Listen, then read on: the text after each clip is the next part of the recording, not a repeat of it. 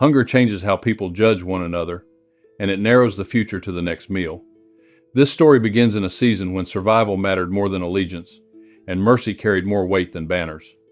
By late summer of 1316, after months of rain that never settled into a proper rhythm, the countryside of Artois stood on the edge of failure, its fields beaten flat just as the grain should have been hardening toward harvest.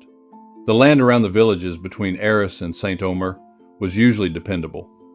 Good soil, worked carefully, with rotations and shared fields that had fed families for generations.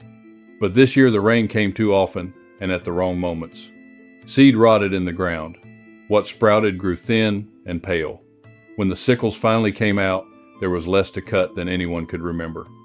The grain that should have filled bins and lofts barely covered their bottoms. By August, the signs were impossible to ignore.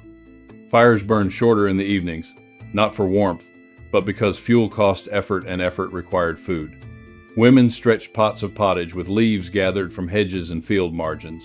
Bread grew darker and heavier as flour was cut with whatever could be ground. Men who normally argued over boundaries and rights avoided one another because everyone knew the same question was waiting behind every greeting. How much do you have left?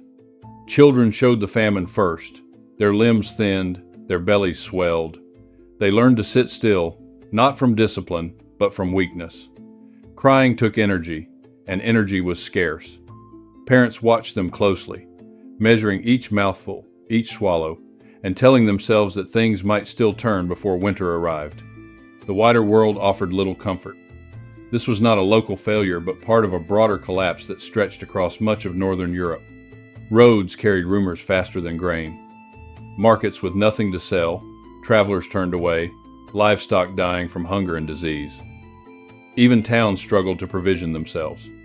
For villages, there was no reserve beyond what lay in their own bins. War made everything worse. Armies did not carry enough food to sustain themselves for long. They moved quickly and lived off the land, taking what they needed from whoever lay in their path. In Artois, the memory of mounted men riding through fields and yards was fresh. Raids meant chickens seized, grain carried off, fences broken, and sometimes houses burned as a warning or convenience. Hunger caused by weather could still be blamed on God. Hunger caused by soldiers had faces and names. So when riders appeared on the road that ran past the village, there was no confusion about what that meant. People stopped what they were doing. Children were pulled inside. Doors were closed, not because wood could stop steel, but because it was the only gesture left. A few men glanced toward the fields and the woods, knowing there was nowhere to hide anything of value. The village had already eaten its margins. The soldiers themselves were not what the villagers expected from songs or sermons. Their horses were lean, ribs visible beneath sweat-darkened hides. Leather hung loose where bodies had thinned. Male shirts showed patches and repairs.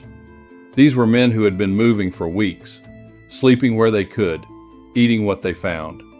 Hunger had reached them too, though it had not taken their authority. They entered the village without shouting. There was no flourish of weapons. They looked at roofs, at doorways, at the ground beneath their boots. They saw the same signs the villagers lived with every day: the absence of animals, the small cooking fires, the way children watched from behind skirts and doorframes, with the fixed attention of those who knew food was near. This was the moment when famine and war usually collided. A demand, a search, the taking of what little remained. It was the pattern everyone knew, and it was why fear sat so heavily in the village as the soldiers dismounted. But what followed did not fit that pattern, and the decision made here would reshape how this day was remembered long after the hunger passed. The presence of soldiers in the countryside was never accidental. Men did not ride armed through villages without purpose, and villagers understood this as clearly as they understood the weather. In years of peace, troops passed rarely and usually with warning. In years like 1316, when borders blurred and authority weakened under hunger, soldiers appeared wherever food might still exist. These men were part of a mounted force moving through Artois, following roads that linked towns, granaries, and river crossings. They were not raiders in the wild sense, but neither were they an army with wagons and supply trains. Like most medieval troops on campaign, they lived between order and necessity. Their commanders were expected to keep discipline, but discipline did not fill stomachs. When supplies ran thin, the countryside paid the difference. Villagers knew this pattern well. A mounted group meant requisition at best, plunder at worst. Chickens disappeared first, then grain, then tools, or carts if the soldiers needed them. Even when payment was promised, it was often theoretical, recorded on parchment that would never be honored. The logic was simple and brutal. Soldiers ate today, peasants endured tomorrow. As the men dismounted, they spread out in the way experienced troops always did. Not aggressively, but efficiently. A few checked the edges of the village, others watched the houses. Their captain stayed mounted a moment longer, scanning roofs, yards, and the narrow lanes between buildings. He had seen enough villages to read them quickly. There were no animals in sight, no pigs rooting in waste, no chickens darting from doors. That absence mattered. It told him that the village had already been stripped close to bare, either by hunger or by others who had passed before. Soldiers preferred villages that still resisted. Resistance meant there was something left to take. The men themselves carried the marks of a hard season. Their faces were drawn. Some wore padded jackets where mail should have been, armor left behind to spare a horse or traded for food weeks earlier. Their packs were light. Whatever grain or dried meat they had carried at the start of the march was long gone. These men were not secure. They were surviving. The villagers watched every movement. Eyes followed hands. A man leaning toward a door drew a sharp intake of breath. A child, stepping forward, earned a hurried pullback. No one spoke. Silence was safer. Words could be mistaken for defiance. The captain finally dismounted. He did not announce himself. He walked instead, slowly, letting his boots sink into the soft earth of the lane.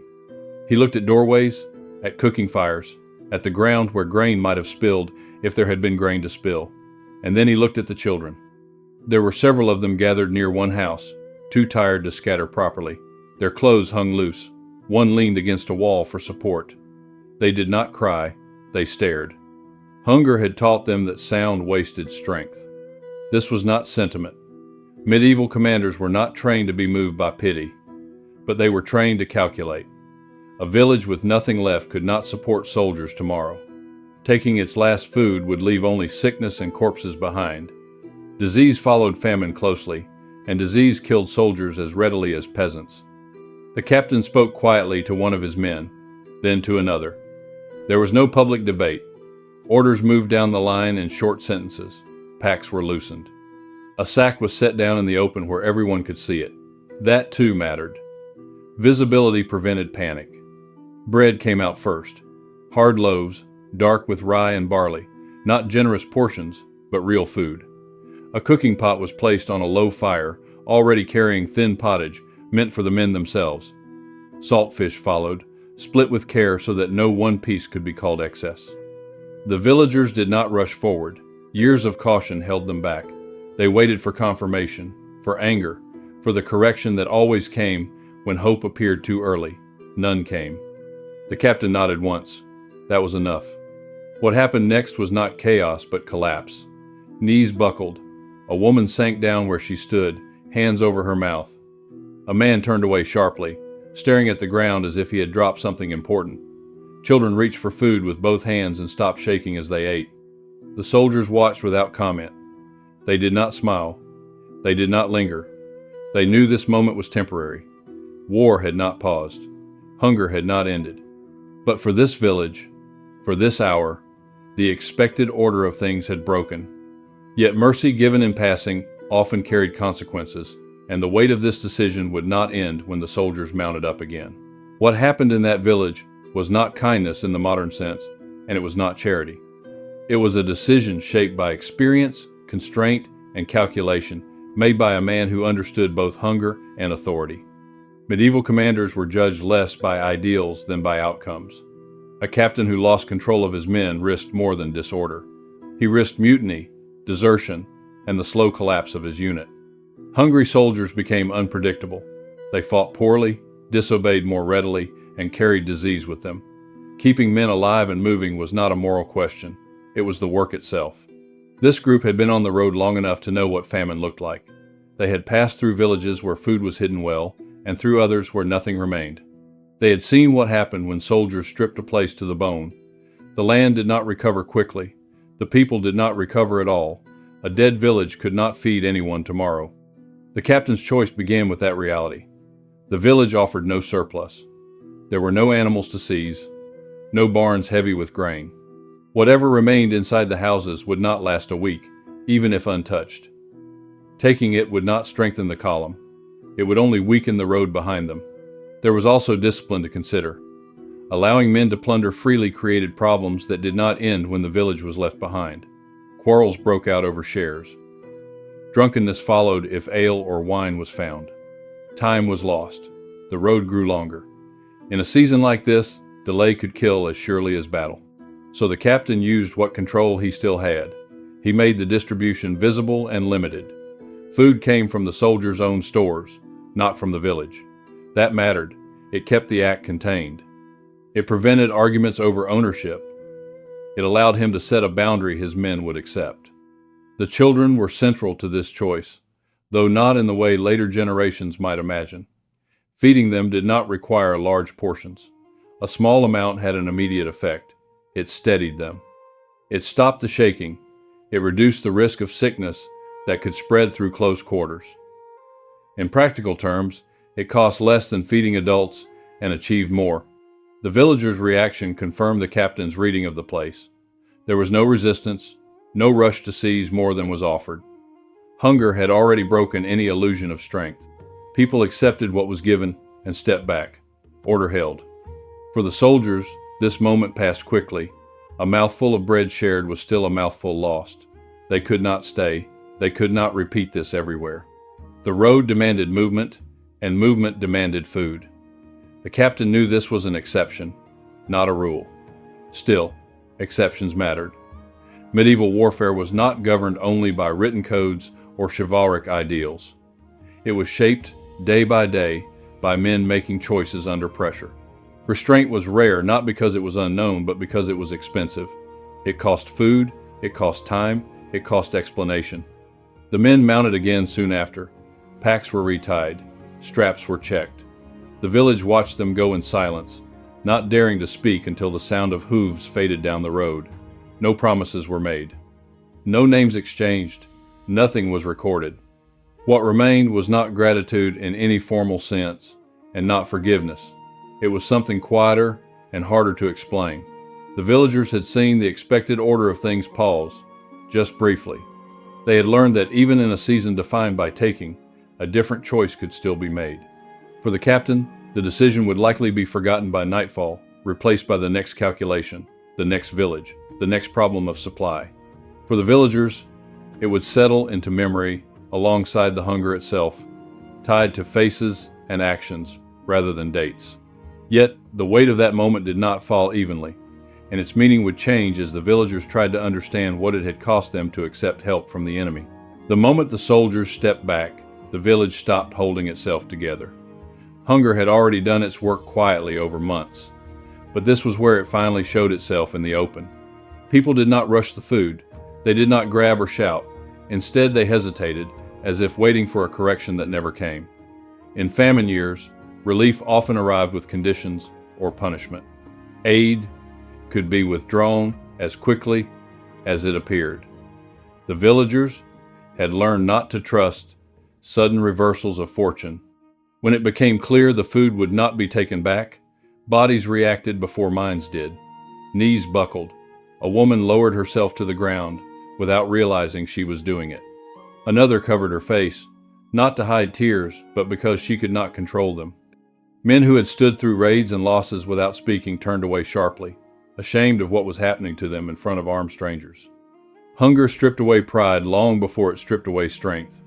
Accepting food from the enemy meant crossing a line that sermons, oaths, and habits had taught people never to cross.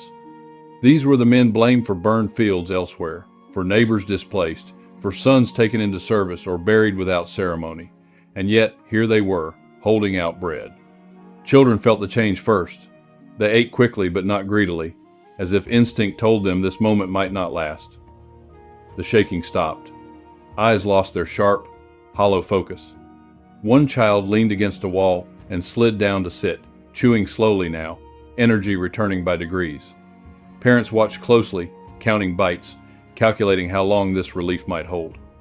No one asked for more. No one complained about portions. Hunger had trained them to accept limits without argument. What mattered was that the food was real, and that it stayed down. The soldiers remained at a distance. They did not speak to the villagers unless spoken to, and few villagers dared do that. There was no attempt to soften the act with words. This was not reconciliation. It was not forgiveness. It was a pause in hostility, nothing more. Yet that pause carried weight. In a world governed by force, restraint felt unnatural. Mercy unsettled people because it forced them to confront the possibility that events could have gone differently all along. That was not always a comforting thought. Some villagers would later struggle with this memory. Accepting help blurred lines they depended on to make sense of suffering. If the enemy could choose not to take, then what did that say about all the times they did? If restraint was possible here, why not elsewhere? Others would remember only the simplest fact. Their children had eaten. For one day, perhaps two, hunger loosened its grip. In a famine year, that mattered more than consistency or explanation. As the soldiers prepared to leave, the village remained quiet. No one followed them to the road. No one waved. Gratitude was present, but it was private, tangled with fear and resentment. Expressing it openly felt dangerous, as if it might be mistaken for allegiance. Once the riders were gone, the village did not return immediately to routine. People stayed where they were, listening until the sound of hooves faded completely. Only then did voices begin to rise, low and uncertain. Questions were asked that had no answers. Why here? Why today? Why us? The food did not solve the larger problem. The fields were still poor. The bins were still thin. Winter was still coming. But the village had been reminded that survival was not only about endurance. It was also shaped by decisions made by others, often without witnesses or records. That knowledge stayed. Long after the soldiers had moved on, long after the famine itself had passed into memory, people would speak of this day carefully. Not as a miracle, not as proof of goodness, but as evidence that even in years defined by hunger and violence, the future could pivot on a single, ordinary decision. But relief fades faster than memory, and what remained after the soldiers' departure would test whether that brief mercy truly changed anything at all. When the village returned to its routines, it did so carefully, as if the ground itself had become uncertain. Hunger had not lifted. The fields did not recover because one group of soldiers passed through differently than expected. The grain bins remained thin. Winter still approached at the same pace it always did. Survival returned to its usual work, measured in days and careful choices. What changed was not material, but remembered. In the weeks that followed, people spoke of the encounter rarely and quietly. There was no public retelling, no shared agreement about what it meant. In a world where authority flowed downward and memory carried risk, discretion was a form of safety. Yet the story endured in fragments. A comment while sharing bread, a warning offered to a child, a remark made during prayers for the dead. The famine continued to take its toll. Some families lost members that winter. Others survived only by leaving, drifting toward towns or monasteries in search of food. The village did not emerge untouched. No village did, but it endured, and endurance mattered. Years later, when the hunger had eased and children who survived had grown into adults, the memory of that day remained distinct. It did not merge with stories of raids or violence. It stood apart. People remembered the quietness of it, the absence of shouting, the way fear loosened its grip not because danger passed, but because expectation failed. What lasted was not gratitude toward the soldiers as individuals. Their names were never known. Their allegiance faded into the background of a war that moved on without asking permission. What endured was the awareness that even within structures built on force, choices still existed. Medieval life did not offer many illusions. People understood hierarchy. They understood power.